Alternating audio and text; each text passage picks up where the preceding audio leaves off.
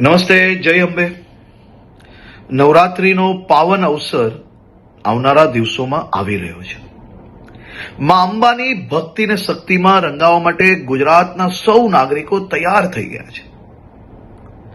નવરાત્રીના આ પાવન અવસરે સૌ ખેલૈયાઓ દિલ મૂકીને માં અંબાની ભક્તિ ને શક્તિમાં રંગાઈ શકે, ગરબે ઘૂમી શકે તે માટે ગુજરાતના મુખ્યમંત્રી શ્રી ભૂપેન્દ્રભાઈ પટેલના માર્ગદર્શનમાં ગુજરાત સરકારે છેલ્લા અનેક વર્ષોથી નવરાત્રી મોડે સુધી રમી શકે, સાથે સાથે મોડી રાત સુધી નાના નાના વેપારીઓ, ફેરિયાઓ અને જે લોકો દરરોજ આ કામ કરીને એમનું પરિવાર ચલાવે છે, તેમનો ધંધો રોજગાર ચાલી શકે તેની બી ચિંતા કરવામાં આવતી હોય છે.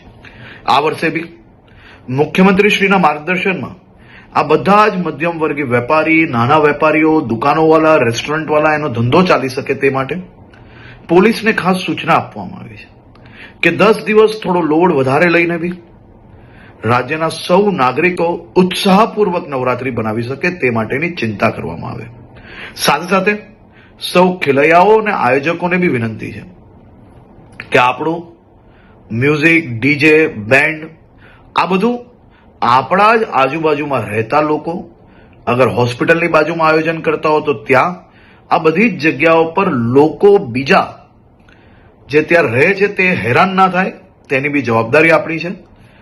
આપણા રાજ્યની અંદર મોડે સુધી ગરબા તમે રમી શકો તે માટે ભૂપેન્દ્રભાઈ પટેલની સરકાર દ્વારા સંપૂર્ણ વ્યવસ્થાઓ કરવામાં આવી છે. પરંતુ સાથે સાથે એક જવાબદાર નાગરિક તરીકે તમે બી સૌ લોકો પોતપોતાનો ફરજ અદા કરશો તેવો મને 100% વિશ્વાસ છે.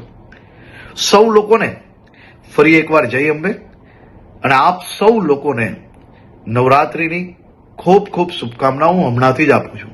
નવરાત્રીમાં દિલ મૂકીને આપ સૌ લોકો માં અંબેની ભક્તિ કરી શકો તેવી આપ લોકોને ખૂબ ખૂબ શુભકામનાઓ.